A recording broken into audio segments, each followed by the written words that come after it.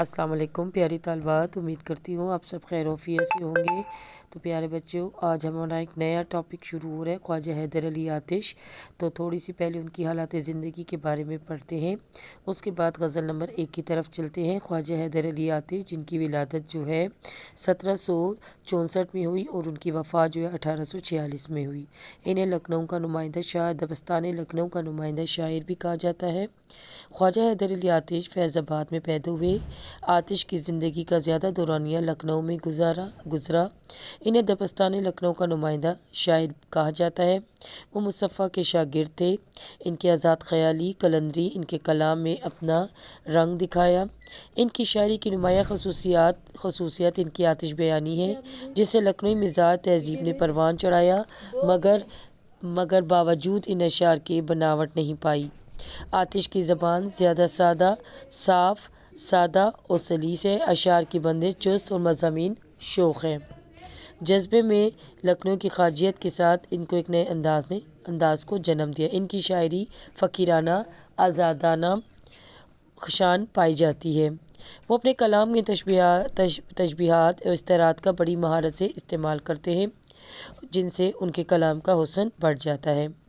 انہوں نے 1846 میں کو وفات پائی اور لکھنؤ میں دفن ہوئے۔ یہ تھی ان کی مختصر حالات زندگی۔ اب چلتے ہیں شعر نمبر 1 کی طرف،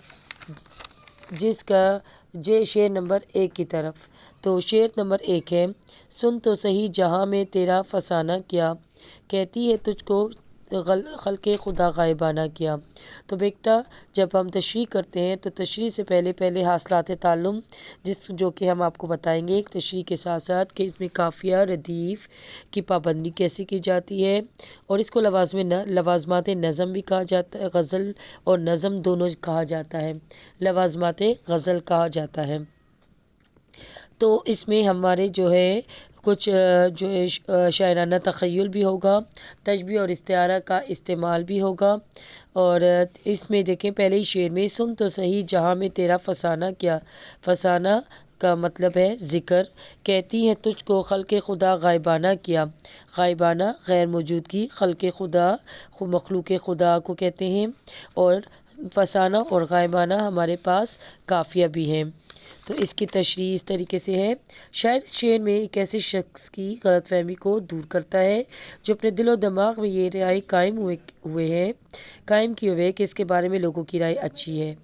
حقیقت میں تو لوگ اس کے سامنے اچھی رائے دیتے ہیں، لیکن جب وہ غیر موجود ہوتا ہے، وہ شخص موجود نہیں ہوتا، تو لوگوں کی رائے اس کے بارے میں کچھ اور ہوتی ہے۔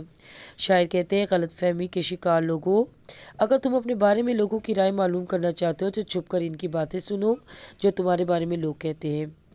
اس شعر میں شاعر کا غالباً جو ہے اپنے حریف شیخ امام بخش ناصر کی طرف اشارہ ہے، جن کے ساتھ ان کے اکثر ادبی معرکے ہوتے تھے۔ اکثر محفل مشاعرہ میں ان کی ساتھ جائرانہ جنگیں ہوتی تھیں۔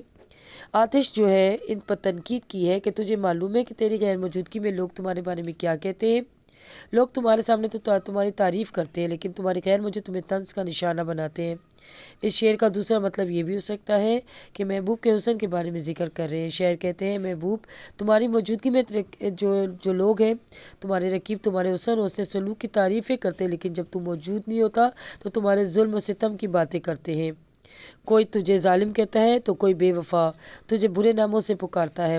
شاعر کہتا ہے کہ اے محبوب، میں تیرا وفادار ہوں، تیرے لوگوں سے زبانوں پہ تیری برائی سنتا ہوں تو مجھے اچھا نہیں لگتا، اس لیے تمہیں اپنے طرز کو بہتر بناؤ تاکہ تمہارے بارے میں سب کی رائے اچھی ہو۔ اس شعر میں شاعر ہمدرد بن کر محبوب کو متاثر کرنے کے لیے یہ باتیں کر رہا ہے۔ تو اب چلتے ہیں دوسرے شعر کی طرف۔ زیر زمین سے آتا ہے جو گل سو زربکف، قارون نے راستے میں لٹایا خزانہ کیا۔ زیر زمین، زمین کے نیچے، گل پھول، زربکف سونا یعنی جو ہے ہتھیلی، زربکف ہتھیلی پر، قارون کے تاریخی واقعے میں قارون کا جو ہے تو قرآن مجید میں بھی ذکر آیا ہے۔ اس شعر میں شاعر نے استعارہ و تلمیح کا بڑا خوبصورت استعمال کیا ہے۔ استعارہ دراصل تشبیہ کی ہی ایک صورت ہے جس میں ایک چیز کو دوسری چیز کے فرض قرار کر لیا جاتا ہے، جبکہ تلمیح کا مطلب ہے ایسا شعر جس میں کوئی تاریخی واقعہ بیان کیا ہو۔ اس شعر میں قارون کا ذکر آتا ہے جو قرآن پاک میں موجود ہے۔ بنی اسرائیل کا مالدار شخص تھا، اس کے ہاتھ میں سونا بنانے کا ایک نسخہ آ گیا تھا جس میں اس نے اتنا سونا جمع کر لیا کہ 40 اونٹوں پہ ان کی چابیاں لا دی جاتی تھی۔ حضرت موسیٰ کی قوم سے تھا۔